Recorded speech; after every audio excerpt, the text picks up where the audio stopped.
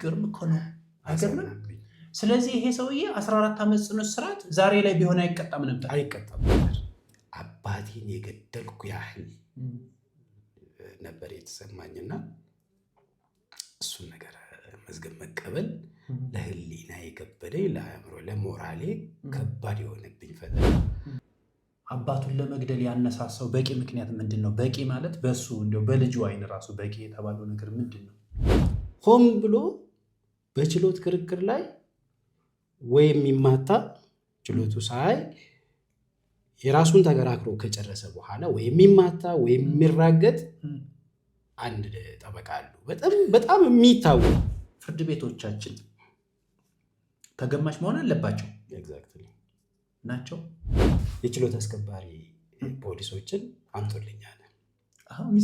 ሚስቱ በችሎት መድፈር 1 ወር ወይም 300 ብር ባለቤቷ ትንሽ አርፍምና ጥቁር አንበሳ ሪፈር አድርጓት ለ3 ወር ከማንኛውም ግብረ ስጋ ግንኙነት እንድትታቀብ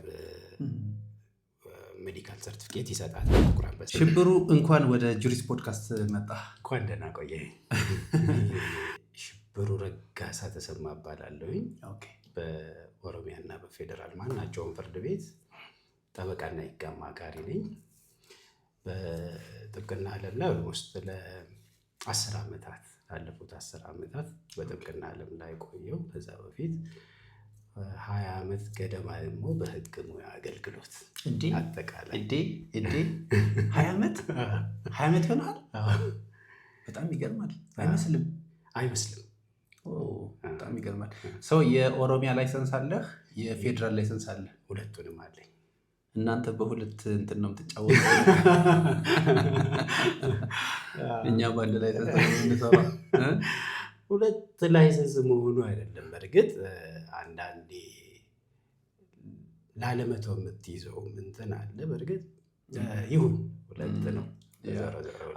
ዞሮ አድቫንቴጅ አለው። አሁን ለምሳሌ 2 ጠቅላይ ፍርድ ቤቶች ላይ 2 ሰበር ችሎቶች ላይ ትከራከራለህ። ቀላል አይደለም። በደንብ እንደገና ደግሞ የኦሮሚያ ልዩ ዞን ነው ከፍተኛ ፍርድ ቤቱ ያለው። የሸገር ከተማ አሁን ከዚህ በፊት ልዩ ዞን ይባል የነበረው አሁን ሸገር ከተማ አድርገውት ሸገር ከተማ ላይ በሸገር ዙሪያ 8 ፍርድ ቤቶች አሉ። የከፍተኛ ፍርድ ቤቱ የሸገር ከተማ ከፍተኛ ፍርድ ቤት ይባላል። እኔ አክቹዋሊ አርሲ አሰላ ድረስ ከዚህ በፊት ደግሞ ሻሸመኔ፣ ነቀምት፣ አምቦ ድረስ ይሄዳለሁ። ትመላለስ ነበር። አሁን ከዚያው አካባቢ አልወጣም እንጂ አሁን ሙሉ በሙሉ ወደ አዲስ አበባ ነው። ኦኬ ኦልራይት። እስኪ አንዳንድ ጉዳዮች አሉ፣ የተዘጋጀውባቸው ጥያቄዎች አሉ። እነሱን አንስተን እንወያይባቸዋለን። የመጀመሪያ ጥያቄ ዩኒቨርሲቲ ውስጥ ሎው ስኩል እያለን ስንማር የነበረው ነገር አለ። ወጥተን ደግሞ ፍርድ ቤቶች ላይ ደግሞ ስንሰራ በእነዚህ በሁለቶች መካከል ልዩነት እንዳለው ተሰማህ ወይስ ኤክስፔክት እንዳደረግከው እንደተማርከው ነው ፍርድ ቤቶችን ያገኛቸው? በጣም ልዩነት አለው። አንድ የመጀመሪያ ቅጥሬ በደቡብ ክልል ኮንሶ ልዩ ወረዳ የምትባል ነበርና ኮንሶ ልዩ ወረዳ ላይ በጊዜው እኔ ኮንሶን አላውቅም በስም የእርከን ስራ ተሸላሚ ነበሩ። ዓለም አቀፍ የእርከን ስራ ተሸላሚ ተብሎ ሚዲያ ላይ በደንብ ይወራ ነበር እና ከዛ አንጻር ኮንሶ ትልቅ ከተማ መስሎኝ መረጥኩ። ኮንሶ ልዩ ወረዳ ሲልኩኝ በሪሻ የሚባል ጠበቃ አለ ማረሳው። በሪሻ አቃቤ ሕግ ነበር የሄድኩት። 2 መዝገቦችን የመጀመሪያ ደረጃ መቃወሚያ ያቀርብብኛል። ለካ እኛ የተማርነው ሳይንሱ ፋክት ነው። በቃ የማይገባ ጥቅም ለማግኘት ይሄንን አስቦ ይሄንን አድርጓል።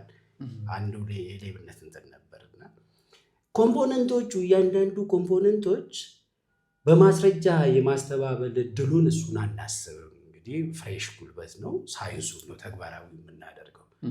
እነሱ ደግሞ የቆዩ ናቸው፣ በጣም የበሰሉ። እች ኮምፖነንት ላይ የሚፈልጉት ነገ የሚመጣውን ምስክር በምን እናሳስታለን የሚለውን ነው።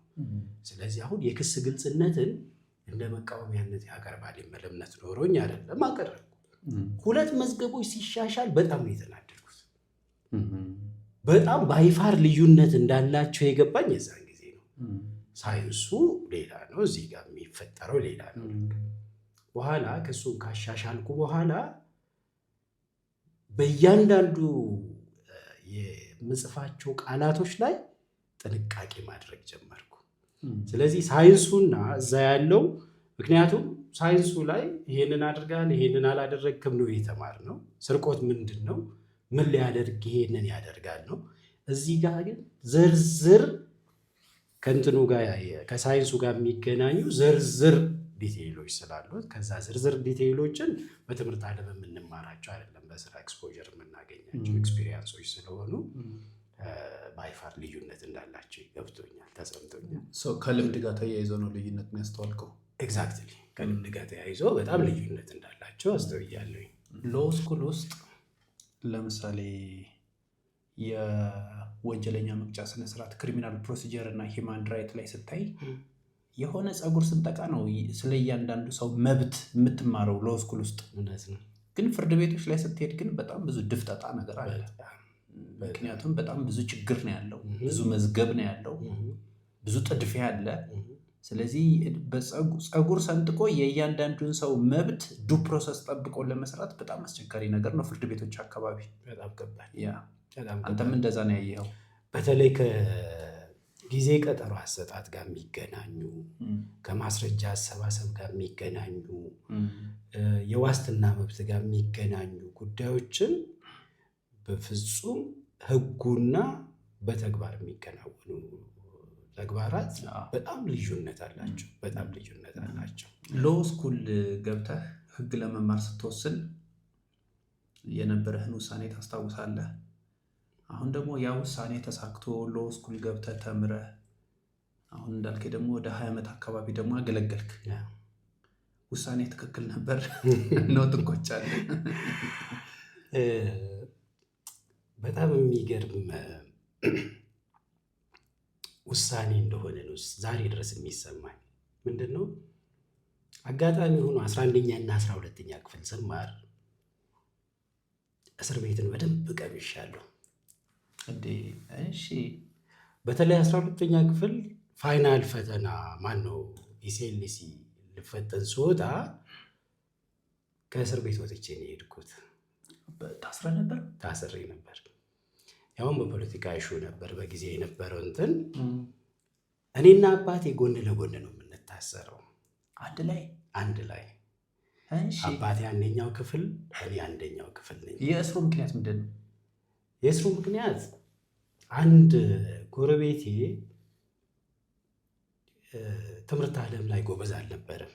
እሺ። ትምህርት ዓለም ላይ ጎበዝ አልነበረም። ገና እሱ 5ኛ ክፍል ተማሪ እያለ እኔ 1ኛ ክፍል ነበር የምማረው።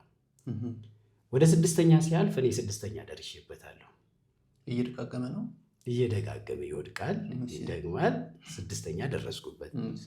እኔ 7ኛ ሳልፍ 6ኛ ደግሟል። ጥሎ ወታደር ቤት ይሄዳል። 6ኛ እንደጋገመ ነው ወይ 6ኛ ላይ ኖረ? አይ በቃ 6ኛ ላይ አቋርጦ ወደ ውትድርና የትምህርት ሰው አይደለም። የትምህርት ሰው አይደለም። እኔ አላቅም ምን አይነት ኢጎ እንደፈጠረበት አላቅም። የዛ የትምህርት አቀባበሌ ልክ እሱ ውትድርና ዓለም ሂዶ ተመልሶ ሲመጣ እኔ 9ኛ ክፍል ተማሪ ነኝ። እሱ ደግሞ ከውትድርና ዓለም ቆስሎ ይመስለኛል ቦርድ ወጥቶ ነው የሚመጣው። ስለዚህ ከውትድርና ዓለም የሚመለሱ ባለሙያዎችን በጊዜው የነበረው የፖለቲካ እንትን ወለጋ አካባቢ በጣም ሴንሲቲቭ ስለነበር እዛ አካባቢ ላይ መንግስት ይጠቀምባቸዋል። በቀል ይመስለኛል ሂዶ ጥቆማ ይሰጡና እከሌ እንደዚህ አድርጓል፣ እከሌ እንደዚህ አድርጓል፣ በፖለቲካ ተሳትፏል በሚል ያሳስራሉ። 11ኛ ክፍል ሲገባ 11ኛ እና 12ኛ ክፍል 17 ጊዜ ታሰርኩ። 17 ጊዜ የሆነ ነገር ይነሳል፣ እገባለሁ። የምትታሰረው ፖሊስ ጣቢያ ነው? ፖሊስ ጣቢያ። ወደ ማረሚያ ቤት አትሄድም? የለም፣ የወረዳ እንትን ስለነበር ማረሚያ ቤት ዞን አካባቢ ነው ያለው። ዞን ምዕራብ ወለጋ ነው እኔ የተማርኩት። ነጆ የምትባል ከተማ ነው የምንኖረው። ስለዚህ ነጆ ወረዳ ፖሊስ ጣቢያ ነው የምንታሰረው። ለነገሩ ተፈርዶብህ ሳይሆን ትያዛለህ እና ትለቀቃለህ መሰለኝ። ፍርድ ቤትም አልሄድም እንጂ ፍርድ ቤት መሄድ የለም፣ ጊዜ ቀጠሮ የለ፣ ምን የለ፣ እያዛለሁ። ፍርድ ቤት ሳልቀር በሳምንት ጊዜ ውስጥ ይለቀቃለሁ። አሁንም ቆይቶ የሆነ ኢንሲደንት ይፈጠራል በአካባቢ ላይ ክቢያ ወይ የሆነ የተማሪዎች አመፅ ይፈጠራል፣ እያዛለሁ፣ ለሳምንት እታሰራለሁ፣ እወጣለሁ። ምክንያቶች ተመሳሳይ ናቸው የምትታሰርባቸው? አላቃቸውም እኮ የሚጠይቀኝም የለም። መታሰሬን ነው የማውቀው። እሺ፣ ከዛ መውጣቴን ነው የማውቀው። በዚህ ምክንያት እየታስክ የሚልህ የለም። 17ቱም 17ኛ ላይ የማስታውሰው አጋጣሚ ሆኖ 12ኛ ክፍል ተማሪ ነኝ። ቤተሰብ ጋር ሁኜ ማታ ላይ ከምሽቱ 3 ሰዓት አካባቢ ነው የድንጋይ ሁሩምታ ከየት እንደሚመጣ አይታወቅም። ሰፈሩን አናወጠው። ከዛ እንደ ማንኛውም ሰው ከቤት እየተሯሯጠን ወጥተን እንፈልጋለን ያንን ድንጋይ የሚወረወር። እነዚህ ሰዎችም አብረው ነበሩ። ልክ 17ኛው ላይ በነጋታው ሚሊሻ ወታደር ሆኖ መጥቶ በአጃቢ ከቤት ወሰዱኝ። የተነገረኝ ምክንያት 17ኛው ምክንያት ነው። ይህንን ድርጊት አንተ ነው የፈጸምከው። የሴል ይባላል፣ የጠላት ሴል አለ፣ ከነሱ ጋር ብረህ ነው ይህን ማህበረሰብ የምትረብሸው የሚል የተነገረኝ የዛን ጊዜ። አንተ ግን የምታውቀው ነገር የለም። ከማህበረሰቡ ጋር ወጥቼ እኮ እኩል ማን እንደወረወረ ስፈልግ ነበር። ይሄ ትልቅ ኢንጀስቲስ እኮ ነው አይደለ? በጣም። ስለዚህ የኔ ህልም የነበረው መምህርነት ነበር፣ ማስተማር ህልሜ ነበር። ማስተማር ህልሜ ነበር። አስተምራለሁ ብዬ አሰብኩኝና ከአንድ ለአባቴ የሚቀርብ ሰው መምህር ብትሆንማ በዚህ ሁኔታ በደንብ አድርጎ ያሹሃል፣ ስለዚህ ለምን መምህር ትሆናል? ለምን ሎው ስኩል አትገባም? የሚል ምክር ሰጠኝ። ሎው ስኩል የገባሁት አንደኛ በዛ እስር ቤት የማገኛቸው ልጆች አብዛኞቻቸው ኢንጀስቲስ አጋጥሟቸው የሚከራከርላቸው ሰው ስለሌለ፣ ሁለተኛ እኔ ራሴን ፕሮቴክት ማድረግ የምችለው ሎው ስኩል ስገባ መሆኑን አሰብኩ። እስከዛሬ ድረስ ከሰማኋቸው ወደ ህግ ትምህርት ቤት ለመግባት በቃ አንድ በጣም የሚገርም ጠንካራ ምክንያት ካላቸው ሰዎች ውስጥ አንተ አንዱ ነው። የሚገርም ነው። ስለዚህ ዛሬ ላይ አብዛኛው ባይዞ የኔ መዝገቦች አብዛኛው ድሃን የሚያገዙ ክፍያም አልቀበልባቸው መዝገቦች ይበዛሉ እና ኢንጀስቲስ የኔ ኢኩዊቲ ፎር ኦል ፒፕል የሚል ነው የኔ ፕሪንሲፕል። ጀስቲስ ፎር ኢኩዊቲ ፎር ኦል ፒፕል የሚል እንትን ነው ያለኝ እና ኢንጀስቲስን ለመቃወም የገባሁበት እንትን ስለሆነ ፓሽኔ ነው እየኖርኩ ያለው። ውሳኔህ ትክክል ነው፣ እንደ ጸና ነው፣ ደስተኛ ነህ ወደ ሎው ስኩል በመግባትህ። ባይዘው ትኩረት የተስቧል። በጣም የሚገርም ነው። ቆይ ከአባትህ ጋር አንድ ላይ ሁሉም ትታሰሩበት ጊዜ አለ። አባትህስ የሚታሰርበት ምክንያት ምንድን ነው? አባቴ የመንግስት ሰራተኛ ነው። እሺ፣ የመንግስት ሰራተኛ ነው። የፓርቲ አባል አይደለም። የደርግ ባለስልጣን ነበር። ግን ከደርግ ግልበጣ በኋላ በተመሳሳይ ዘርፍ ላይ በአስተዳደሩ የአስተዳደርና ፋይናንስ ኃላፊ ሆኖ የሚያገለግለው። በኢህአዴግ ዘመነ መንግስት ደግሞ እንደዚህ አይነት ፖዚሽን ላይ የሚያገለግሉት ፓርቲ መንበር ናቸው። ስራውን ይፈልጉታል። ጠንካራ ሰራተኛ ነው። ግን ስራውን ይፈልጉት እንጂ የፖለቲካ እንትኑን አይቀበላቸውም። ስለዚህ ከፖለቲካ አንጻር ደግሞ ይገፉታል። የመታሰር እድሎቹ በጣም ሰፊ ነበሩ። በጣም የሚገርመው ግን እስር ቤት ሆነ ነገ ማን ይመጣል፣ እስፔሻሊ በፖለቲካ ዓለም ነገ ማን ይመጣል የሚለውን በደንብ ትሰማለህ። ከአባቴ ጋር አንድ ጊዜ የታሰርነው አንድ ላይ የታሰርነው አንድ ጊዜ ነው ከ17 ውስጥ በተለያየ ጊዜ የምንታሰርባቸው ሁኔታዎች ቢኖሩም አንድ ላይ ስንታሰር አባቴ ሰኞ ልመጣ አርብ ማታ ተነገረን። እሺ አርብ ማታ ተነግሮት በቃ እኔ ታላቅ ነኝ ለቤታችን፣ ከኔ የሚቀጥሉ ሴቶች ናቸው። እናቴ የቤት እመቤት ነች። ምንድን ነው ፌታቸው ሊሆን የሚችለው የሚለው በጣም ስጋት ውስጥ አስገብቶኝ ነበርና በሚቀጥለው አባቴ በሚገባበት ሰኞ የሚቀጥለው ሰኞ እኔ ኤስኤልሲ የሚፈተንበት ቀን። ስለዚህ ከሰኞ እስከ አርብ አብረን አሳለፈን። አርብ ማታ ተፈታው። አርብ ማታ ተፈትቼ ከሰኞ እስከ አርብ ተፈተንኩ። አርብ ማታ ተሰምተዋል የኔ ሰኞ መመለስ፣ ወደ እስር ቤት መመለስ።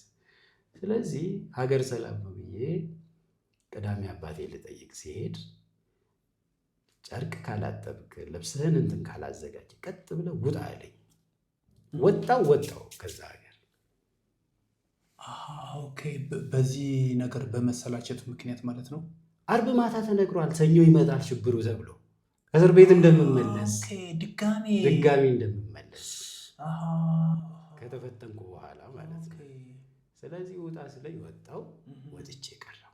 በዛ ምክንያት ሰው ትገባ ነበር ማለት ነው። ፕሮባብሊ እገባ ነበር። በጣም የሚገርም ነው። እንደዛ አጋጥሞኝ ሰምቼ አላውቅም። እና እንደዛ ነበር። አባቴ ከዛ በኋላ ለ3 ወራት ታስሮ ከ3 ወር በኋላ ነፃ ተብሎ በፍርድ ቤት ኢቨን ማረሚያ ቤት ተልኮ ከፍተኛ ፍርድ ቤት የፖለቲከኛ እስረኛ ተብሎ ክስ ተመስርቶባቸው በነፃ ተሰናብቶ ነው የገባው። ነፃ ሲሆን የሲቪል ሰርቪሱም ሕግ ጠንካራ ነበር በጊዜ የነበረው። ነፃ ከወጣ ወደ ስራ ቀጥታ ተመልሶ ውዝብ ደሞዛቸው ተከፍሎ ስራ ጀምሯል። አሁን አንተ የህግ ተማሪ ሆነ ማነው የህግ ባለሙያ ሆነ በደንብ እንደምታውቀው ፖሊስ አንድን በወንጀል የሚጠረጥረውን ሰው ይዞ ለማቆየት ቢፈቀድለት ለ48 ሰዓት ነው ማክሲመም አይደለም። ከዛ በላይ የሚያስፈልገው ከሆነ ፍርድ ቤት ሄዶ ማስፈቀድ አለበት። ግን አንድን ግለሰብ ይሄን ያክል ጊዜ እየመላለሱ በጣም ፍትህ እንዲያጣ ማድረግ ህግ እያለ ህጉ ግን አፕላይ የሚደረግበት መንገድ ግን እንዴት የተዛባ ነው። እና በሱ ጉዳይ ላይ ምናልባት ሙሉ ፕሮግራም እንሰራለን። መልካም። ያ አንዳንድ ሰዎች ፍርድ ቤትና እውነት አይተዋወቁም የሚሉ አሉ። ይህን ጥያቄ ሌሎች እንግዶች ላይ አንስቼዋለሁ እና አንተ ምን ትላለህ? የሚገርም ጥያቄ ነው። ጥያቄው አጋጣሚ የቲክቶክ ማህበራዊ ድረገጽ ላይ ተመሳሳይ ጥያቄ ለፓብሊኩ አቅርብ ያለውኝ እና ያልሰማው አጋጣሚ ኮኢንሲደንስ ነው።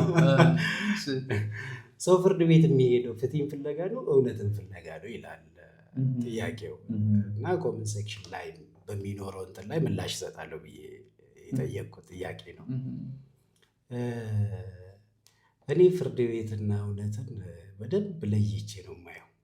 እስቲ ለምሳሌ አንድ አጭር ሴናሪዮ፣ አንድ ዳኛ ሞባይል ሲነጠቅ ነጣቂውንም ተነጣቂውንም አየን እንበል መንገድ ላይ። ነጣቂውንም አይቶታል፣ የተነጠቀውንም የግል ተበዳይ አይቶታል። ለዚሁ ዳኛ ይሄ ጉዳይ ክስ ሆኖ ይቀርብለታል። ተከሳሹ ነው የሚመጣው፣ ነጣቂው ሳይሆን ሌላ ሰው ነው። የግል ተበዳዩን ያውቀዋል፣ ነጣቂውን ያውቀዋል። ይሄ ዳኛ በሚቀርብለት የምስክርነት ቃል በሚቀርብለት ተከሳሽ እውነታውን እያወቀ አልፈርድም ማለት አልችልም ከችሎቱ ካልተነሳ በስተቀር። ስለዚህ በቀረበለት ማስረጃ ልክ የመመዘን ግዴታ ስላለበት ምስክሮቹ ነጣቂው ይሄ ነው ብሎ ካሉ መፍረዱ አይቀርም። ስለዚህ እውነትና ፍርድ ቤት ተለያየ ማለት ነው። ስለዚህ ፍርድ ቤት የሚካሄደው ፍትህን ፍለጋ እንጂ እውነትን ፍለጋ አይደለም። ፍትህ ደግሞ በማስረጃ ነው የሚመዘነው። በማስረጃ ይመዘናል ማለት እውነትን ለማውጣት ምስክሮች እውነት እንዲመሰክሩ ቃለ መሐላ ጭምር የሚያስፈጽሙበት ሁኔታ አለ። ሪሊ አበቂ ነው ወይ? ላይሆን ይችላል። ሌሎች ቴክኖሎጂዎችን መጠቀም ሊኖርብን ይችል ይሆናል። ግን እውነትና በእኛ በኢትዮጵያ ሊጋል ሲስተም አሁን ላይ እውነትና ፍርድ ቤት ሁሉም እንደዚህ ናቸው ማለት አይደለም። በእርግጥ ግን ትክክለኛ ሁሉም ጀስትስ ላይ እውነት ይገኛል ብሎ መጠበቅ የዋህነት ሊሆን ይችላል፣ የኔ ግምት ነው። ግን አሁን ያነሳው ሃይፖቴቲካል የሆነ ኬስ ሲናሪዮ ሚስተር ኤክስ የሚባል ሞባይል ሲሰርቅ አይቷል ይሄ ዳኛ። ነገር ግን ይሄ ዳኛ መንገድ ላይ ሲሄድ ነው ሚስተር ኤክስ ሞባይል ሲሰርቅ ያየው። በሌላ ጊዜ ችሎት በዳኝነት ተሰይሞ ደግሞ ሚስተር ዋይ የሚባል ተከሶ መጣ። ይሄ ነው ሞባይሉን የሰረቀው ተብሎ የቀረቡት ምስክሮችና አጠቃላይ ማስረጃዎች ይሄ ሚስተር ዋይ በቃ ሞባይሉን እንደሰረቀ በአንድ ድምፅ አረጋገጡለትና ጥፋተኛ እንዲለው ይጠበቃል ነው። ይሄ ደግሞ በፍርድ ቤት የሚሰጠውን የፍትህ አሰራር ሁልጊዜ እውነት ላያደርገው ይችላል ነው። ግን ደግሞ ሌላ ደግሞ ምን ቻሌንጅ አለ መሰለህ? ነገር ግን እኮ ይሄ ኬዝ በሚሰማበት ወቅት በማጣሪያ ጥያቄ፣ በመስቀለኛ ጥያቄ ነጥሮ እውነቱ እንዲወጣ እኮ አልተደረገም። ለዛ ነው ደግሞ የሚሉም ደግሞ እኮ ይኖራሉ አይደል? በጣም ከአቅም ውስንነት ጋም ከአቅም ጋም የተሳሰረ ነገር አለው። እሱ ብቻ አይደለም። አሁን ላይ በኢትዮጵያ ሊጋል ሲስተም አቃቢ ህጎች ክስ ሲመሰርቱ አቃቢ ህጎች የሚመዘኑበት የማስወሰን ኮንቬንሽን ሬት ነው። የማስወሰን ኮንቬንሽን ሬት ላይ ምስክሮቻቸው ሪሄርስ ማድረግ ይጠበቅባቸዋል። ሪሄርስ ሲያደርጉ እንግዲህ እነሱ ምዘናውን ለማለፍ ነው ጥረት የሚያደርጉት። በተቻለ መጠን እውነታ እንዲወጣ ጀስትስ እንዲወጣም ጭምር ስለሚፈልጉ እውነታ እንዲወጣ ይፈልጋሉ። እውነታ እንዲወጣ ሲባል ግን የምስክርነት ቃሉ በተቻለ መጠን እንዳይለወጥ ይፈልጋሉ። ምክንያቱም የምስክርነት ቃሉ የሚዛነፍ ከሆነ ያ ሰው ነፃ የሚወጣ ከሆነ በምስክርነት ቃላቸውን በመቀየራቸው እነዚህ ልጆች ሊከሰሱ ነው፣ ምስክሮቹ ሊከሰሱ ነው። ስለዚህ አቃቢ ህግ ጥንቃቄ ያደርጋል እና ዳኞች በተቻለ መጠን መስቀለኛ ጥያቄ ጠይቆ፣ ማጣሪያ ጥያቄ ጠይቆ፣ በማናቸውም ኢንተርቬን አድርጎ ጥያቄዎችን ጠይቆ እውነታን ለማውጣት በሚታገሉበት ጊዜ አቃቢ ህግም የኮንቬንሽን ሬቱን ታሳቢ አድርጎ ያንን በተለይ የማጣሪያ ጥያቄዎቹ አቃቢ ህጎች ጥያቄ ከመጠየቃቸው በፊት የሚጠየቁ ከሆነ ለማስፈረስ ትግል ያደርጋል። ስለዚህ ብዙ ጊዜ ማስፈራሪያ አብሮት የሚኖር ከሆነ አቃቢ ህግ ሪሄርስ ሲያደርግ ይሄንን ከቀየርክ ትታሰራለህ የሚለው ከሆነ ከዛ ሀሳቡ ፍንክች ላይል መሐላውን የፈለገ ይሁን መሐላውን ተቀብሎ መሐላ ነገ ተነገ ወዲያ የሚደርስ ሊሆን ይችላል። መታሰር ግን ከዛ ሲወጣ ሊሆን ይችላል። ያስፈራል። ስለዚህ የሚፈራው መሐላውን ሳይሆን እስራቱ ስለሚፈራ ወደዛ ሊመጣ ይችላል። ግን እውነታ ለማውጣት እሳቤ ውስጥ የዳኛው ሚና ከፍተኛ መሆኑ የሚዘነጋም አይደለም። ሽብሩ፣ የመጀመሪያ ኬዝህን ጠበቃ ሆነ ስታሸንፍ የተሰማን ስሜት ታስታውሰዋለህ? በደንብ አስታውሳለሁ። በደንብ አስታውሳለሁ። አንድ የጎረቤታችን ልጅ ነው ጓደኛ ወንድሙ፣ ታላቅ ወንድሙ እንጥሜት ጓደኛ የጤና ባለሙያ ነው። የጤና ባለሙያ ሆኖ ቡራዩ አካባቢ ነው የሚኖረው። ፊት ለፊት ተከራይቶ የሚገቡበት ቤት ፊት ለፊት የሚገቡ ልጆች አሉ። የ4 ዓመት እኔ ሄጄ ስላየዋት ነው። ያቺን ልጅ 4 ዓመት 5 ዓመት የምትሆን ቆንጅዬ ዱንቡሽቡሽ የሆነች ልጅ አለች የምታምር። ያቺን ልጅ የምታንገባከብ ልጅ 6ኛ ክፍል ተማሪ 14 ዓመቷ ነው። ማን እንደዚህ ያደረገች ስሏት ትልና ሰው ትፈልጋለች። አሁን የምታውቀውን ሰው ትፈልጋለች። ዘን ስታስብ ፋይናንሻል ስታተሱም ሻል ያለ በሷ እንትንም ቢጠራ መልካም ብላ ያሰበችው ይሄንን ልጅ ትጠቁማለች። እነዛ ልጆች ይገቡና ቀጥታ ለወላጆቻቸው ይናገራሉ። አጋጣሚ ሆኖ ወላጆቻቸው ጓደኛ ማቾች ናቸው እና እንዴ አንቺ ቤትሽ የምትቀመጥ የባለቤቷ ዘመድ ነበርና በቤትሽ የምትቀመጥ የባለቤትሽ ዘመድ እከሌ ጋር እንደዚህ ያደርጋ የለ እንዴ ለምን ዝም ብለሽ ትመለከቻታለሽ ትላታለች የጓደኛዋ እናት። በኋላ አንድ እዛው አካባቢ የሆነች አንድ አቃቢ ካለች እሷን ያማክሯትና ይህንን ልጅ ያስገቡታል። እድሜዋ 18 ዓመት ያልሞላትን ልጅ በፍቃዷም ቢሆን ግብረ ስጋ ግንኙነት አብሮ በመፈጸም በሚል ወንጀል ይከሱታል። እኔ አጋጣሚ ፍቃድ አውጥቼ እየሰራው አልነበረም። ፍቃድ የማውጣት እንትን በጣም ሚራክል ነበር እሱ፣ ሌላ ጊዜ እናወራለን። እየሰራውበት አልነበረም እና ይደውሉልኛል። ደውሎልኝ እንደዚህ አጋጥሞናል፣ ታስሯል ይሄ ልጅ ብሎኝ ጠሩኝ። ሄድኩ፣ ተከራከረን። በሚገርም ሁኔታ ይሄ በተባለበት ቀን ጤና ጣቢያ እንትን ላይ የፖሊዮ ክትባት ይሰጥ ነበር። የፖሊዮ ክትባት የሚሰጥበትን ቲም የሚመራው ደግሞ ይሄ ልጅ ነበር። ከሚገርም የአበል ቁጥጥር ስለነበረው ከጠዋት እስከ ማታ ድረስ ቲሙን እየዞረ ሲመራ ስለነበር በደንብ ይታወቅ ነበር በተቋሙ። የመጀመሪያ የአቃቢ ሕግ ምስክርነት ላይ ብዙም ፍርድ ቤት እኔ እንዳውም በ141 ነፃ የሚወጣ አይነት እንትን ነበር ኤክስፔክት ያደረግኩት እና ተከላከለ አሉ። ተከላከለ፣ ነፃ ወጣ። እሱ ነፃ የወጣ ግን ባላደረገው ነገር ገብቶ ቢሆን ኖሮ ተከራካሪው እሱ ነው ተብሎ ተነግሮ ቅድም ባነሳሁልህ የህግ ባለሙያ ለመሆን ያነሳሳኝን እንትኖችን እዛ ሀገር ላይ ኮምፕሊትሊ እንትን የሚጨምርብኝ ድፌም የሚያደርገኝ ነገር ስለሚሆን የእሱ ማሸነፍ ነበረብኝ። እሱን ሳሸንፍ የተሰማኝን ደስታ ልነግርህ አልችልም። ግን ሳንቲም ተቀብዬ አይደለም፣ በነፃ ነው የሰራሁት። እስካሁንም አልከፈልህም? ከነወለዱ አሁን ከነወለዱ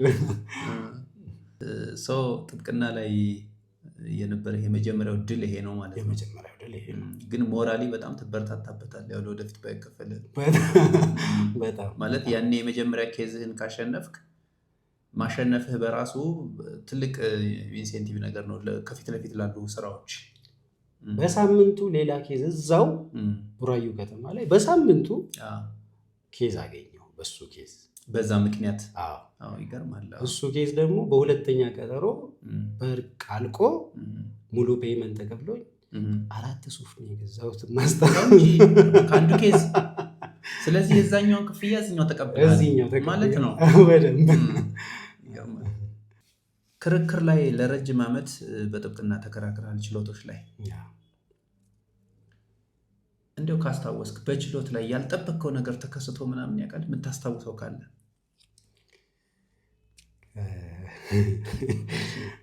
በደንብ ያውቃል። አሁን እዚሁ ፌዴራል መጀመሪያ ደረጃ ፍርድ ቤት ንፋስ ስልክ ላፍቶ ምድብ ችሎት ነው እና ኢንሲደንታሊ ነው የተፈጠረው ችግሩ። ከአንድ ተቋም ጋር ደንበኛ በስራ ክርክር ነው የሚካሰሱት እና የተቋሙ ጠበቃ በሪቴንሽን ቤዝ ነው የሚይዝላቸው። በጣም ተጽዕኖ ነበረበት። ስለዚህ የተጽዕኖዎቹ ኢምፕሊኬሽን በደንብ ይታያሉ ከክርክሩ እንትን አንጻርና ድንገት የቃል ክርክር ስለነበር ስንከራከር፣ አንተ የሰራተኛው ጠበቃ ነህ? እኔ የሰራተኛው ጠበቃ ነኝ። በጀርባው በኩል እንዲሳልፍ የቁርጭምጭሚቱን ረግጫለሁ። እኔ አላውቅም፣ በድንገት ነው። የማንን ማለት ነው? የድርጅትን ጠበቃ ችሎት ውስጥ ነው ክርክር ላይ ነን። አልፈህ ስትሄድ ነው? እኔ እንዲህ እየተከራከረን አልፌ ሲሄድ ቁርጭምጭሚቱን ረግጬዋለሁ። ክርክሩ ላይ ነው ወይስ ችሎቱ ስራውን ከመጀመሩ በፊት ነው? ክርክር ላይ እንጂ እኔ እና እሱ እየተከራከረ አሁን የቃል ክርክር ስለነበር ሁለታችንም ቆመናል እና ልክ እንዲህ ሳልፍ ረገጥኩ። ለምን ታልፋለህ? ቆማ ትከራከራለህ እንዴ? ስትንቀሳቀስ ማለት ነው። ስንቀሳቀስ ነው አለፍኩት። እንዲህ ዞሬ ደንበኛ በዛ በኩል ነበር እና እሱን የሆነ ነገር መጠየቅ ነበረብኝ። በሱ በኩል ነው የቆመው ደንበኛ። ሳልፍ ቁርጭምጭሚቱን ረገጥ። ሳታየው ማለት ነው። ሳላየው። እሺ በቃ የተነሳው ሞብ አይደለም። አጋጣሚ ሆኖ ያ ጠበቃ አቶ ተብሎ ነው የሚጠራው በመዝገቡ ላይ። ኦኬ ጠበቃ አቶ ከሌ ተብሎ ነው፣ ስሙን አልጠራውም። እሺ በትምህርት ዓለም ፒኤችዲ ይዟል። ዶክተር ነው። እሺ የተከበሩ ጠበቃ ናቸው። በትምህርት እሺ እዛ የማይባል ነገር አለኝ ማለት ነው ችሎት ላይ። አጋጣሚ ሆኖ ችሎቱን የሚመሩት የሴት ዳኛ ነበሩ። የተከበሩ ችሎት ሴትነቶትን ባይንቁ ኖሮ እንዲህ ያለ ለችሎቱ የማይመጥን ቃላትን ተጠቅሞ አይዘልፉኝም። ስነስርዓት ማስከበር ደግሞ የችሎቱ ኃላፊነት ስለሆነ ስነስርዓት ያስከብሩልኝ አልኩ። እሺ እንደፈለገ ሲናገር ማለት ነው። እንደፈለገ ሲናገር ከዛ በኋላ በጣም ርቴቱ ነው የችሎቱ ዳኛ። ማንኖት ጠበቃ ይላሉ ማለት ነው። ዶክተር ከሌ። አቤት ዶክተር ከሌ። የጥብቅና እንትን ሲታይ አቶ የምን ዶክተር አቶ አይልም እንዴ? ይኸው ውክልና። አዎ አቶ ይላል። ታዲያ የምን ዶክተር ነው የሚሉኝ? አይ ዶክተር ነኝ እኔ። እስቲ የሚያሳይ የቀበሌ መታወቂያ ይስጡኝ። እሺ የቀበሌ መታወቂያ ሲወጣ አቶ፣ የጥብቅና መታወቂያ ሲወጣ አቶ። እሺ በኋላ ምንድነው የሚዘባርቁት አቶ ከሌ ሲሉ የችሎት ዳኛው አይ ይሄኛው በቅርብ ጊዜ የወሰድኩት ነው ይሄው ብሎ የትምህርት ቤቱን እንትን ፒኤችዲ እንትን መሆኑን ያሳያል። እውነት ነው፣ ሪሰንት ስለሆነ ነው። እሺ ታዲያ ዶክተርስ ቢሆኑ ለችሎቱ ክብር መስጠት የለበትም እንዴ? ዶክተር ስለዚህ ከዛ በኋላ ዶክተር ተብሎ ነው ያ ሰው የሚጠራው እስከዛሬ ድረስ እና ሲንቱን አረሳው። ትንሽ ያስደነግጣ እንደዚህ አይነት ነገር በችሎት ሲከሰት በጣም። አይ ቀድሞ እኔ የማውቀው አንድ ተከራካሪ ጠበቃ ነበርና ከዚህ በፊት ወደ ነቀምት አካባቢ ነው የሚኖረው። ሆም ብሎ በችሎት ክርክር ላይ ወይ የሚማታ ችሎቱ ሳይ የራሱን ተከራክሮ ከጨረሰ በኋላ ወይ የሚማታ ወይ የሚራገጥ አንድ ጠበቃ አሉ። በጣም የሚታወቁ ፊት ለፊት ዳኛው አለ። ችሎት ውስጥ ግራ ቀኙ ላይ እየተከራከርክ ነው። ስለዚህ የራሱን ተከራክሮ ልክ ሲጨርስ ዳኛው ሳያይ ጠብቆ ይማታል። ኢንቴንሽናሊ ነው የሚያደርገው። ኢንቴንሽናሊ ያደርጋል። እሺ ዘውል ክርክሩ ይጠፋብሃል። ምን ላይ ነው የሚመጣ? ያገኘበት ችሎቱ ምናልባት ግልጽ እንትን ከሆነ በእግር ነው የሚረግጥህ። ወይም ወንበሮች፣ ጠረጴዛዎች የሚኖሩ ከሆነ ደግሞ በስር በኩል ይመታል በደንብ አድርጎ። ባይዘው የሚገርምህ ከዚህ በፊት እንግዶች ጋር ምን ጥያቄ ጠይቄያለሁ መሰለህ? ለአንተ አሁን እንደዚህ አይነት ጥያቄ አላዘጋጀሁም። በክርክር ወቅት አንዳንድ ጠበቆች ሆን ብለው ያናድዱሃል። ኢሞሽናል ስትሆን ጥሩ ሪዝን አውት እያደረግ መከራከር ላትችል ትችላለህ። ስለዚህ ኬዙን ሉዝ ልታደርግ የምትችልበት እድል ከፍተኛ ነው። ሆን ብለው የሚያበሳጩ አሉ እያልኩ የምጠይቀው ጥያቄ ነበር። አንተ እኮ ጭራሽ ይደባደባል እያልከኝ በደንብ ልክ እሱ ጠበቃ ጋር ትልቅ ሰው ነው። እሱ ጠበቃ ጋር የምትከራከር ከሆነ ቀድመህ አውቀህ ነው የምትሄደው። የሚመጣብህ ከሆነ እየሸሸ ነው የምትከራከረው። በችሎት አጋጥሞ ያውቃል? እሷ 2 ጊዜ አጋጥሞኛል። እሺ ሰው ምን አጋጠመህ? እንደጠበቅከው ሸሽሁት ስለሰማው ቀድሜ ስለማቅ በሌሎች አጋጣሚ ሆኖ እኔ ድርጅት ነገር ፈጁኝ ነበር በዛ ሰዓት ማገለግለው እና አንደኛውን ባልደረባይን እንደዛ አድርጎታል። ዘሁሉ ሉዝ አድርጓል ክርክሩን እና እሱም መጥቶ ስለነገረኝ ከዛ በኋላ መጠንቀቅ ጀመርኩኝ እና ሸሸሁት። 2 ጊዜ አምልጬዋለሁ። ይህን ሰውዬ ከቀረጻ በኋላ ስሙን ትነግረኝና እኔ ከእሱ ጋር ወደፊት ስከራከር ከስክስ ጫማ፣ ሜታል ጃኬት እና ሄልሜት አድርጌ ሄዳለሁ።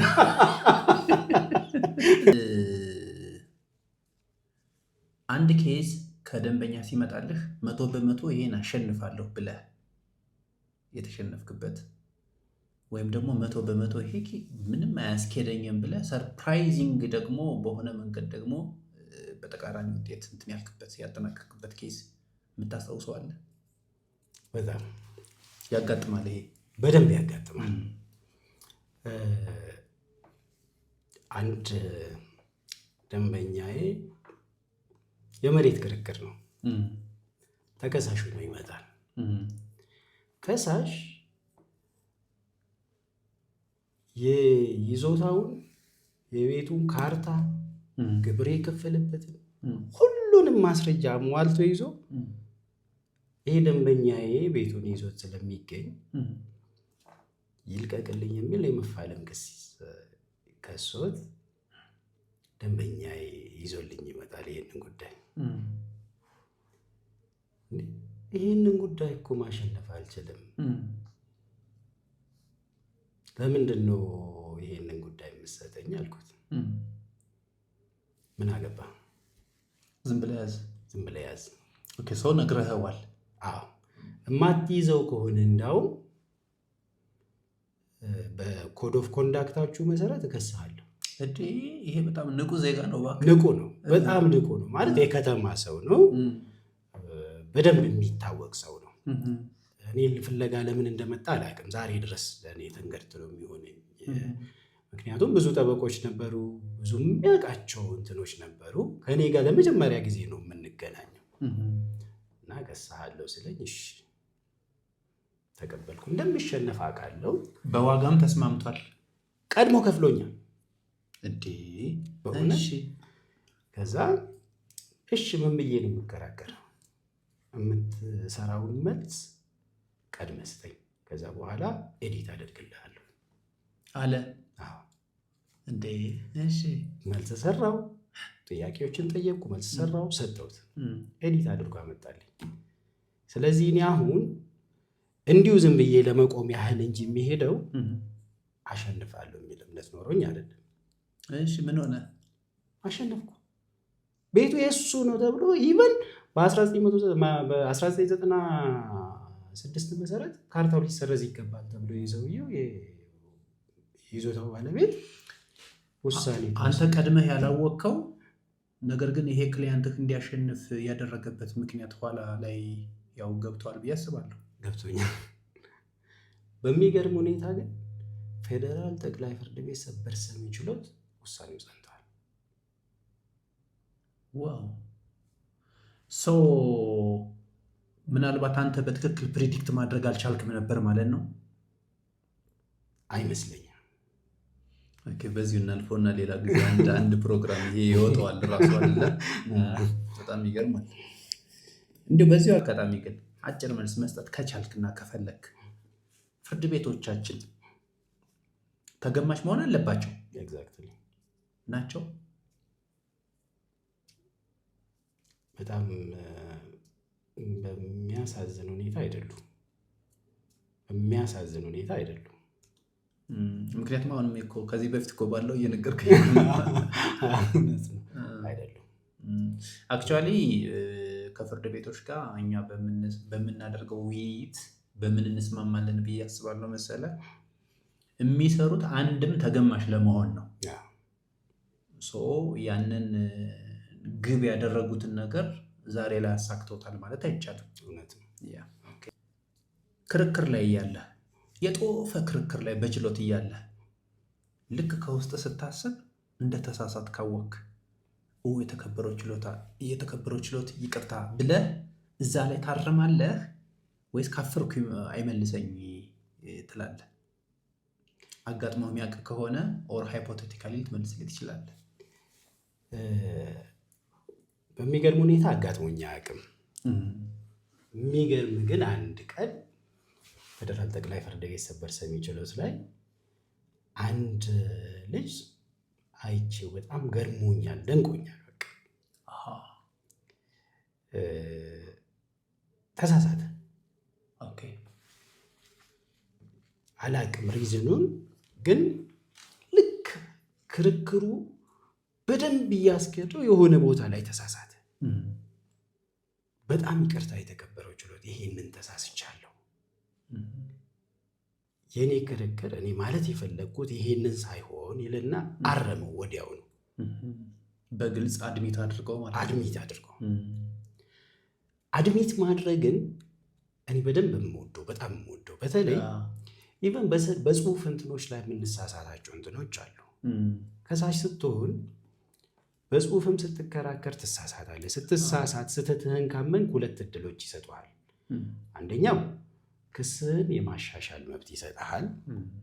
ክስ ማሻሻል እንኳን የማችል ከሆነ በ278 መሰረት ክስህን አቋርጠ መብትህን ድጋሚ የመክሰስ መብትህን ጠይቀ እሱ ከተፈቀደልህ ድጋሚ የመክሰስ እድልህን ታገኛለህ።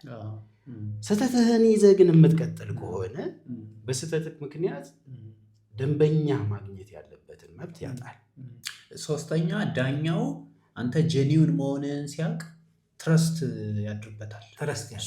ትልቁ ጥቅም እሱ ነው በሎንግ ራን ያው በጣም ስለዚህ እኔ በደንብ መሳሳትን ማመን ተቀብሎ መሄድ እንደ ጄኒውን ባለሙያ ወይ እንደ ወርክ ሬቱ ከፍተኛ የሆነ ባለሙያ የሚያደርገው ብዬ የማስበው እንትን ነው።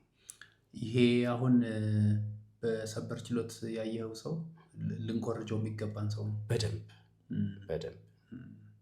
የፌዴራል ፍርድ ቤቶች ሪፖርቶችን ሲያወጡ አንዳንድ ዳታዎችን እንሰማለን እና አይ ቲንክ ወደ 250,000 አካባቢ ፔንዲንግ ኬዞች ምናምን አሉ። ብዙ ነው። ግራ ቀኝ ሲሆን 500,000 ማለት ነው። ሰው ጣልቃ ገባለ በዚህ ጉዳይ። እንደገና ደግሞ በግሩፕ ደግሞ ተከሳሽ የሚሆኑ ሰዎች ደግሞ አሉ። ከዚህ ውስጥ እንዲያው የተወሰነውን 100 ምናምን ሺህ አቃቤ ሕግ ነው ብለን ብንቀንሰው ስቲል በመቶ ሺዎች ሰዎች ክርክር ያደርጋሉ በየዓመቱ በፍርድ ቤቶች ማለት ነው። ነገር ግን ከነዚህ ሰዎች ውስጥ እኔ አይ ቲንክ 10% የሚሞላ አይመስለኝም በጠበቃ ተወክሎ የሚከራከር። አብዛኛው ሰው ራሱ ነው የሚከራከረው። አቤቱታ ጽፎ ራሱ ክርክሩን ያስኬዳል። አንደኛውና ትልቁ ምክንያት ከገንዘብ ጋር ፋይናንሻሊ ያለ ነገር ነው። ለጠበቃ አፎርድ የማያደርግም ሰው ያለው ብቸኛ አማራጭ ራሱ ክርክሩን ማስኬድ ነው። ነገር ግን አቅም እያለው ይሄን ክርክር ራሴ ነው የምከራከር የሚል ሰው ያጋጥማል። አቅም እያለው እንዲህ አይነቱ ሰው ጀግና ነው የምትለው ወይስ ያላወቀው ነገር አለ ብለህ ታስባለህ? በጣም ጥሩ ጥያቄ። አንድ አባባል አለ፣ ትንሽ እውቀት ጭንቅላት ታሞቃለች ይላሉ።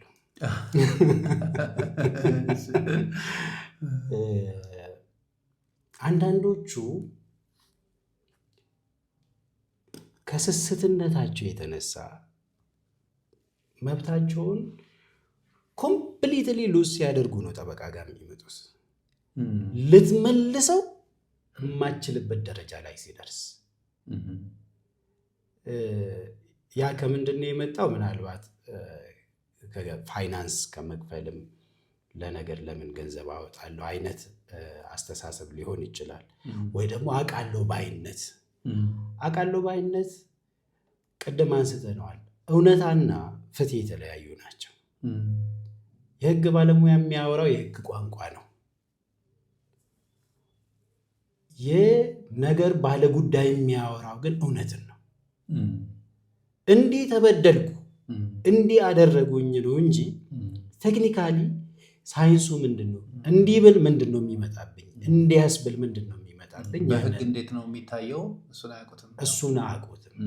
ስለዚህ በማስረጃ ምዘና እሱ እውነት ነው ብሎ ያሰባቸው እንትኖች ይሸፈኑበታል። ምክንያቱም አንደኛው ወገን ምናልባት በባለሙያ ታግዞ ነው ያንን እንትን የሚያደርገው ክርክር የሚያደርገው።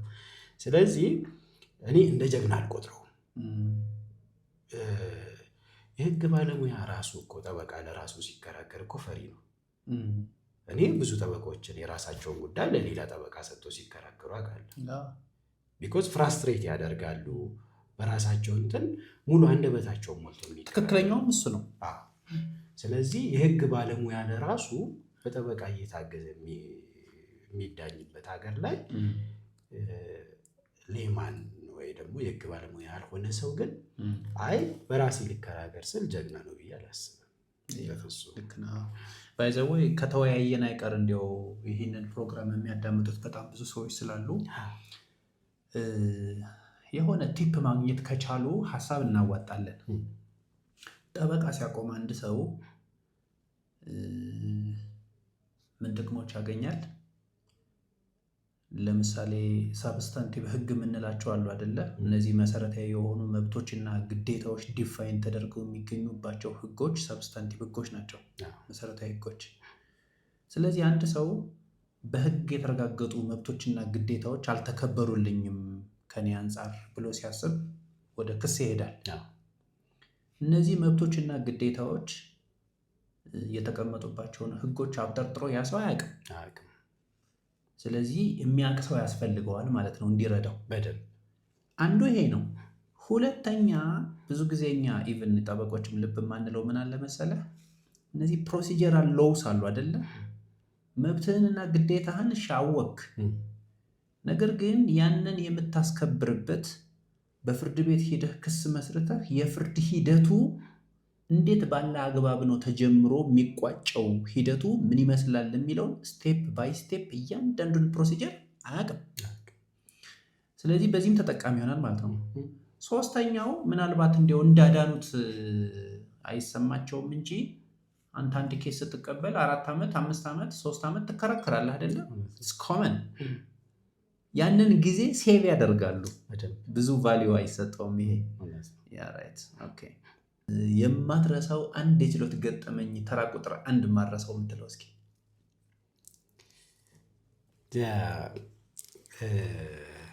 አቃቤ ሕግ ሆኜ የወረዳ አቃቤ ሕግ ኃላፊ ሆኜ አገለግል ነበር አንድ ወረዳ ላይ። አጋጣሚ ሆኖ ሌላ አቃቤ ሕግ የለኝም። ኃላፊ ምን ነኝ፣ አቃቤ ሕግ ምን ነኝ።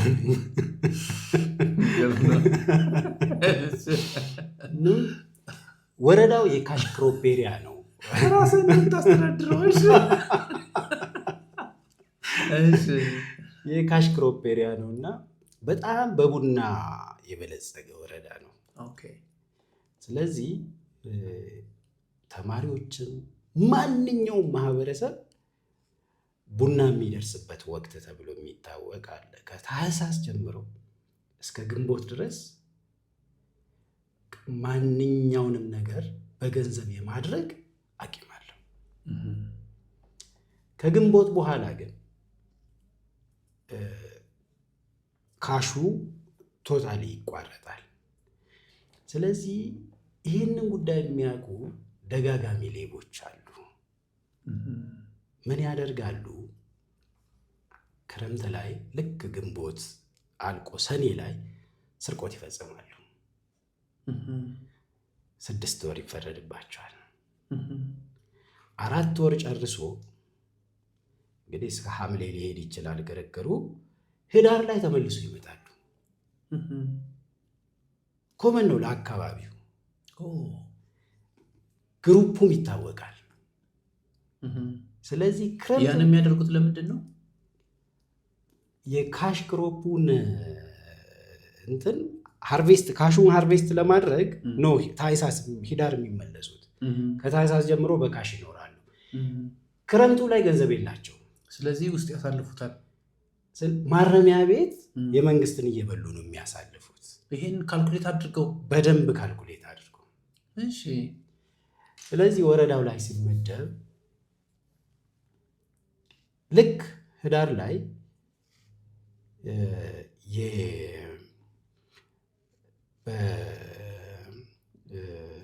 አማክሮ የሚቋረጥላቸው መዝገቦችን ከፍርድ ቤት ዳኛውም አንድ ብቻ ነበር። አጋጣሚ ሆኖ ፕሬዝዳንት የለውም፣ እሱ ዳኛ ብቻ ነበርና ከሱ ጋር ስናወራ የነዚህ ልጆችን አማክሮ አምጥቶልኝ ሰርቼላቸዋለሁ የሚል ነገረኝ። ምን አድርጎ ነው የታሰሩት? እንደዚህ እንዴ ለምን? እነሱ እኮ የለመዱ ናቸው አለ እሱ። ረጅም ጊዜ ቆይተዋል። የለመዱ ናቸው? አዎ። እሺ ብዬ ይህንን ወሰድኩ። ልክ ክረምት ሲደርስ ተመሳሳይ ተግባራቸውን ሊያደርጉ ነው እነሱ። ሰኔ ላይ የአንዲት አቂመ ደካማ እናት ፍራሽ ቲቪ፣ ትንሽዬ ቲቪ ነበራት ሰው የገዛላት። ምንም አላስቀሩም፣ ባዶ ቤት አድርጓት ሄዱ። ወዳታለሁ ሴትዮዋን፣ አውቃታለሁ። እኔም አልፎ አልፎ ረዳታለሁኝ። እና ባዶ አደረጓት። ምንም ሊጠቀሙ አይደለም ባይዞ ከስርቆቱ የሚያተርፉት ገንዘብ እንትን አይደለም ያንን የሚያስደርጋቸው። እነሱ ወደ እስር ቤት ገብቶ ልክ ካሽ ሃርቬስት ማድረግ በሚጀመርበት ጊዜ ለመምጣት ነው ሀሳባቸው። ስለዚህ ይህንን ነገር በደንብ ልሰራበት ይገባል ብዬ ወሰንኩ። ከፖሊስ ጋር ሆነን መዝገቡን አጣራን። ከዛ በፊት ሲወሰዱባቸው የኖሩትን ውሳኔዎች በሙሉ አወጣኋቸው። የቅጣት ማቅለያና ማክበጃ ይዞ አይክዱ፣ ሰርቀናል ነው የሚለው። መግባት ነው የሚፈልጉት ወደ እስር ቤት። የቅጣት ማክበጃና ማቅለያ ምክንያቶችን ስናወጣ ደረደር ናቸው ማለት ነው። እነዛን በዚህ ጊዜ ውሳኔዎቹን አያያዝኩኝ ከመዝገቡ ጋር። 3 ዓመት ከ6 ወር ተፈረደባቸው። እነሱ እንዳሰቡት አይደለም፣ ወደ 6 እጥፍ። እሺ ፌን ተሰሩ። ችሎቱ ለቅሶ በለቅሶ እምባ በእምባ ነው የሆነው። ቤተሰቦቻቸው ይሄንን ትሬንድ ያውቃሉ። ኤክስፔክት አድርጎ የመጡት 6 ወር ነው። እምባ በእምባ። ከዛ በኋላ ከዛ ወረዳ ላይ ተመሳሳይ ድርጊት ለአንዴና ለመጨረሻ ጊዜ ተቋረጠ፣ ቆመ። እና በደንብ የማስታውሰው በጣም ይገርማል። ሁለተኛ የሚገርም ወይም የሚያስተምር ገጠመኝ? የሚገርም የሚያስተምር ገጠመኝ ችሎት ላይ አጋጣሚ እኔ አሁንም የወረዳ አቃቢ ሕግ ኃላፊ ሆኜ አሁን ሰው ተመድቦልኝ አቃቢ ሕግ መጥቶ በችሎት ከአንድ ዳኛ ጋር ተሰየሙና የወንጀል ጉዳይ እያዩ ነው። ዳኛው ይመስለኛል ከባለቤቱ ጋር ቤት ውስጥ የሆነ ጸብ ተፈጥሯል እና መደበኛ ችሎት እያስቻሉ ባለቤቱ በጓሮ በኩል ትመጣና እንዴ ፍርድ ቤት የዳኛው ሚስት መስኮት በኩል ልክ እሱ በሚቀመጥበት መስኮት በኩል ትመጣና ከፍ ያለ ነው ደረጃ፣ ስማ አንተ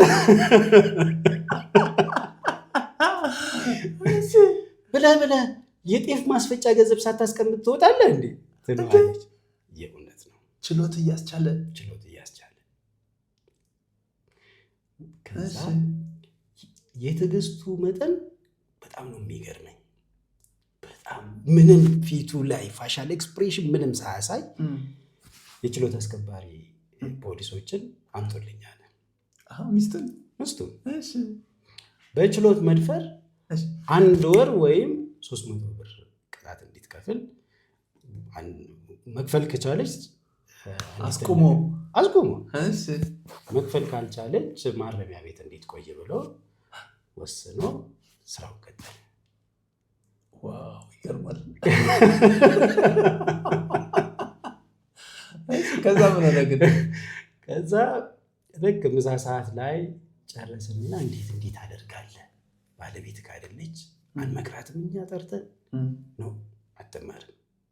ልትማር የምትችለው በዚህ ሁኔታ ብቻ ነው አለና 300 ሂዶ ፋይናንስ ክፍያ ፈጽሞ አስወጣት። ራሱ ከፍለ። ከዛ በኋላ ትዳሩ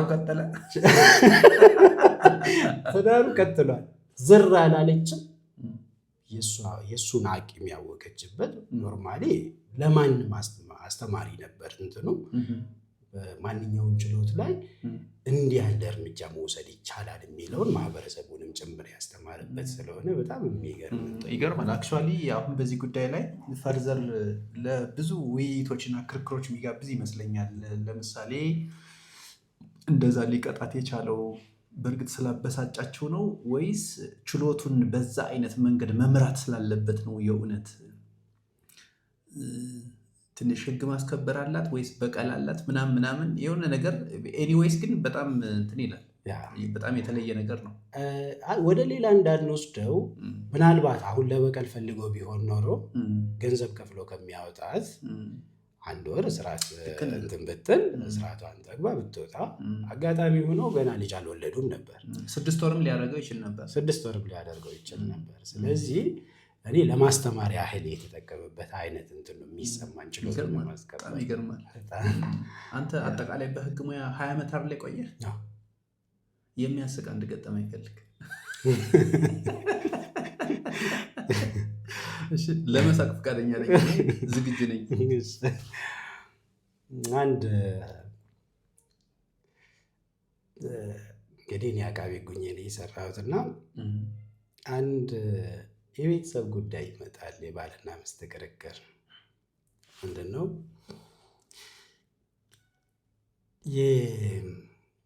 እነዚህ በግብረ ስጋ ግንኙነት የሚተላለፉ በሽታ ተጠቂ ነች ሴትዮዋ እና ባለቤቷ ትንሽ አያርፍም እና ጥቁር አንበሳ ሪፈር አድርጓት ለ3 ወር ከማንኛውም ግብረ ስጋ ግንኙነት እንድትታቀብ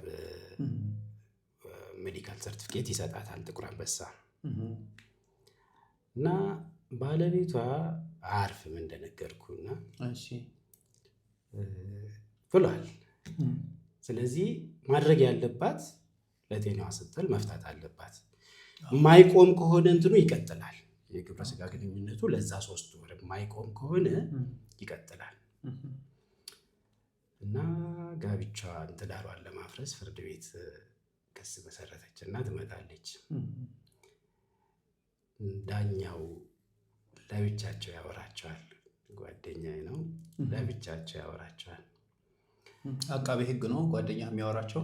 ዳኛው ነው የሚያወራቸው። አሁን ፐርሰናል ሁለቱንም በጋራ አቁሟቸው ችሎቱን ነፃ አድርጎ ያወራቸዋል። ባልና ሚስቱን ለምንድን ነው የምትፈቺው? ለምንድን ነው የፍቺ ክስ የመሰረትሽው ይላታል። አይ የጥቁር አንበሳ ሆስፒታል እንደዚህ አይነት እንትን ሰጥቶኝ እንዲህ ካላደረግኩ ብሎ ስላስቸገረኝ የግድ መፍታት አለብኝ ጤና እንዲመለስ ትላለች። በኋላ እሺ አንተስ ምን ትላለህ? ተከበረው ችሎት እስቲ እውነቱን ይፍረዱ። እኔ ደጅ ወጥቼ ሌላ ሴት ጋር ተንዘላዘልኩና ሌላ በሽታ ይዤ ብገባ እቺ ሴትዮዋ ሟች ነች ሞች አይደለችም ማለት። ስለዚህ አንዴ ይዟታል፣ በቃ እንሙት በችሎታ እንሙት በጋራ። ከዛ አንቱ ሰውዬ ስነስርዓቱን ያዙ ይላል ዳኛው።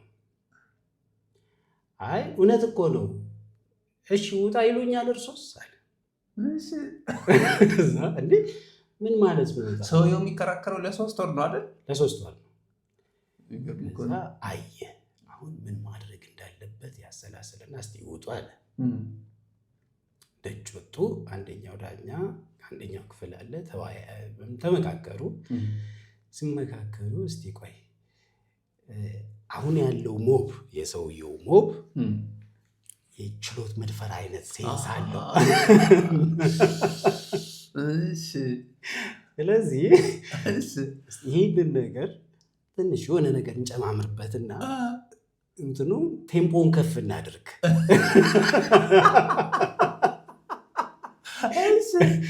ስለዚህ ለዚህ ጋብቻ አትሊስት ጋራንቲ ልንሰጥ የምንችለው ሰውየው 3 ወር ታስሮ ሲቆይ ብቻ ነው ተባባሉ። ተማከሩና መጣ። ግቡ። ሲገቡ ሰውየው ግለቱን እንዲጨምር እና እና አሁን አተውማ እንዴት እተዋለሁ አላርፍም። ከዛ እያለ ሲል የመጨረሻ የቮይሱ እንትን ሌላ ክፍል እስኪሰማ ድረስ እየተጋጋለ ሄደ። በኋላ ችሎት በመድፈር ይልና ዳኛው 4 ወር ሪዘርቭ ሳይፍ ለመሆን መዝገቡን ደግሞ ለማሰላሰያ ጊዜ የ3 ወር 90 ቀን መዝገቡ ተዘግቶ እንዲቆይ። ዋው! በማክሲመሙ ከዛ መዝገቡ ተዘጋ፣ እሱ ገባ። ከ3 ወር በኋላ 4ኛ ወር ላይ አማክሮ 1 ወር አላት። በ3ኛ ወር ተፈቶ መጣ። እሷን ሁሉ ካልኩሌት አድርገው ነው። መዝገቡ ሲንቀሳቀስ ታርቆ መጡ። ይህ የዳኞች ኃይለኛ ዊዝደም በጣም ይገርም ነው። በጣም አንዳንድ በወንጀል ተከሰው የሚመጡ ሰዎች በወንጀል ችሎቶች እንድትከራከርላቸው የጥብቅና ሰርቪስ ፈልገው የሚመጡ ሰዎች አሉ እና ጥፋተኛ እንደሚሆን እንደሚወሰንበት እንደሚታሰር አስቀድመህ በደንብ እያወቅ ኬዝ መያዝ በጣም የሚከብድ ይመስለኛል። አጋጥመህ ያውቃል? በደንብ በጣም የሚገርም ግን በእኔ ቢሆን ደስ ባለኝ ነበር። የፌዴራል ጠቅላይ ፍርድ ቤት ሰበር ሰሚ ችሎት ከዚህ ከቼክ ጋር የሚገናኝ ለዋስትና የተሰጡ ቼኮች ለክፍያ የቀረቡ እንትኖች አይደሉም፣ ስንቅ እንኳን ባይኖራቸው በሚል ውሳኔ የሰጠበትን የተለወጠው እሱን በጣም አፕሪሼት የማደርገው የኔ ክርክር ስለነበር ታው እንጂ እሱ የኔ አይደለም ክርክሩ ዳይሬክት ግን እንደዛ የተከሰሱ ነበሩ። 4 መዝገቦች በአንድ ሰው ላይ ነበረኝ። የኔ ክርክር የነበረው ይሄ ነበር።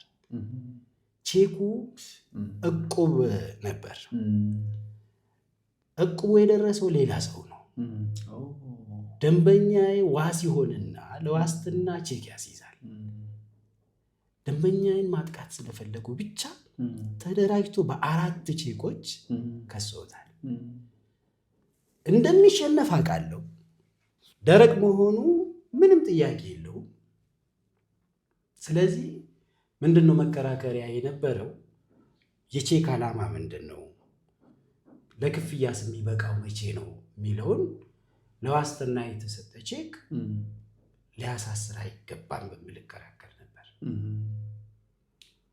የአቃቢ ሕግ ምስክሮች ጭምር ጥያቄ ስናቀርብ ለዋስትና መሆኑ በደንብ ተረጋግጦ እየተመሰከረ ቢመጣ በጊዜው የሰበር ውሳኔ አልነበረም። ስለዚህ ስንቅ የሌለው ቼክ ከተባለ ቀጥታ እስራት ነበር። አንኮንዲሽናል ፔመንት ነው የሚለው ማለት ነው። 14 ዓመት ከ3 ወር ተፈረደበት በ4ቱ መዝገብ። ስንት? 14 ዓመት ከ3 ወር እስራት። እሺ። እና እሱን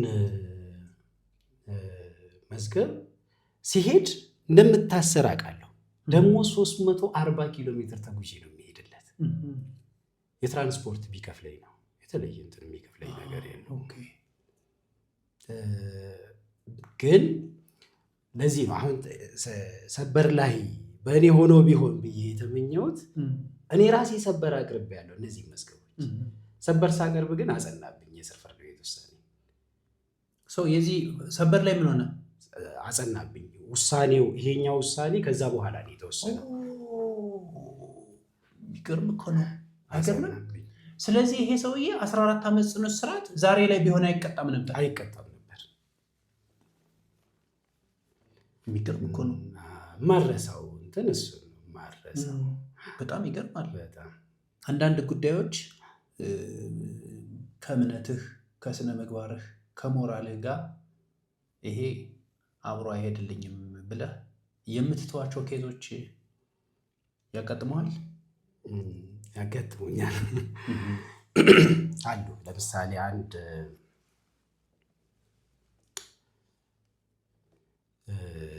አዲስ አበባ ከተማ ቂርቆስ ክፍለ ከተማ ላይ ቂርቆስ ማን ነው ምድብ ችሎት? ቂርቆስ አይደለም፣ እዚህ እንትን የነበረው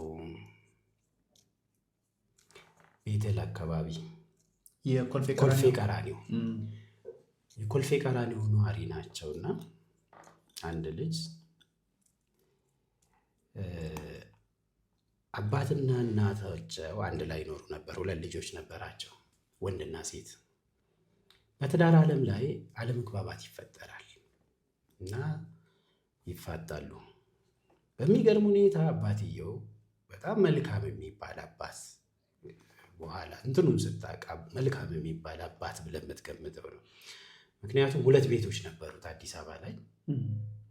አንደኛው ቤት የሚከራይ ቤቶች ያሉት ክፍሎች ያሉት ቤት ነው እና ልጆቹ እናታቸው ሲመርጡ አትሊስት እንዲኖሩበት ይሄንን ውሰዱ ብሎ ኪራይ የሚከራይ ክፍል ያላቸውን ቤቶች ሰጥቷቸው ለራሱ ኪራይ የሚከራይ ቤት የሌለው ለመኖሪያነት ብቻ የሚጠቀምበትን እሱን ወሰደና ተለያዩ።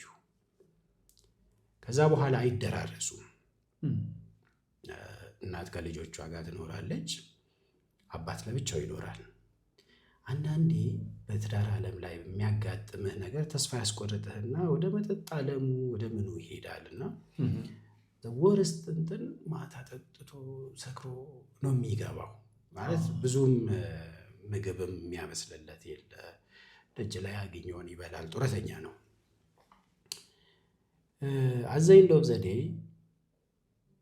ወንድ ልጁ አባቴ ብቻውን ይሆናል። እንግዲህ ምናልባት የተሰራ ድራማ ሊኖር ይችላል፣ ከኋላው በስተጀርባው ያለ ፊክሽናል የሆነ እንትን ሊኖር ይችላል። አባትየውን እኔ ጦረዋለሁ፣ አትሊስት የሚበላው ነገር ቢኖረው መጠጥ እንደዚህ አያደርገውም ነበር፣ ልብሱን የሚያጥብለት ሰው ያስፈልገዋል ይልና ይሄዳል። ሲሄድ ለተወሰኑ ወራት መልካም ግንኙነት ነበራቸው። በኋላ ለመግባባቶች መፈጠር ይጀምራሉ።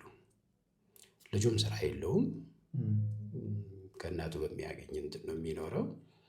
ስለዚህ አሁን ከዚህም ከአባትየው ጡረታ የተወሰነ ነገር እያገኘ ይሄዳል። አንድ ቀን አባቱ ሰክሮ ይገባና ተናገረኝ ብሎ ፌሮ ብረት አንስቶ መቶት ገሎታል። እንዴ! በ539 አንቀጽ 539 ተከሶ በጭካኔ የተሞላ ግድያ ተብሎ ተከሶ፣ ምክንያቱም ለሪቬንጅ ነው የገባው ወደ ቤት ለራሱ ተብሎ ማለት ነው። እሺ ጨርስ። ይሄንን ጉዳይ እንዲይዝለት ይመጣል ይሄ ልጅ። ኦኬ። እና እኔ አባቴ ጡረታ ወጥቷል በዛ ሰዓት። ያንተ አባት? አዎ። አውቶማቲካሊ አእምሮዬ ላይ የመጣው ፋዘር ነው። አባቴን የገደልኩ ያህል ነበር የተሰማኝና እሱን ነገር መዝገብ መቀበል ለህሊና የከበደኝ፣ ለአእምሮ ለሞራሌ ከባድ የሆነብኝ ፈተና ነበርና እሱን አልተቀበልኩት። ዋው! አንተ የሚገርም ነው። ከአባቴ ጋር ነው መኖር የምፈልገው ብሎ በመጣ በምን ያክል ጊዜ ውስጥ ነው በጸብ ምክንያት ሰው አባቱን የገደለው? ማክሲመም 4 ወር ነው ማክሲመም። ዋው! ስለዚህ ቅድም ያልከው ነገር ይመስላል። አዎ። ግን ሌላ ነገር አባቱን ለመግደል ያነሳሳው በቂ ምክንያት ምንድን ነው? በቂ ማለት በሱ እንደው በልጁ አይን ራሱ በቂ የተባለው ነገር ምንድን ነው? እንግዲህ ምንድን ነው በተፈጥሮ ወንድ ልጆች ለእናታቸው በደንብ የማድላት እንትን አላቸው። ለምዶም ለእናቱ ትልቅ ፍቅር ነበረው ይሄ ልጅ። እንግዲህ ፋይናንሻሊ ከቤት ኪራይ የሚገኘው ገቢ ብቻ መኖር ከባድ ሊሆን ይችላል። አሁን 1-2 ክፍሎችን አከራይቶ እሱ ብቻ መኖር ከባድ ሊሆን ይችላል። ዳግም በትዳር የመቀጠል እድላቸው ደግሞ የመነመነ ነው የሁለቱም። ስለዚህ ይመስለኛል እናቱን ፋይናንሻሊ ሰፖርት ማድረግ የሚችልበት ዋናው መካኒዝም አባትየው የሚያርፍ ከሆነ ውርስ ነው። በእርግጥ እንግዲህ አሁን ከውርስ ይነቀላል አይነቀልም እንደተጠበቀ ሆኖ አባቱን ከገደለ በኋላ ሪሊ የውርስ ሀብቱ ተከራካሪ የሚኖር ከሆነ የውርስ ሀብቱ ይገባዋል አይገባውም እንደተጠበቀ ሆኖ እሱ ይመስለኛል የፍርድ ቤቱም የአቃቢ ሕጉም የጭካኔ ሀተታው ላይ በዚህ ቅኝት ነው የሚመጣው።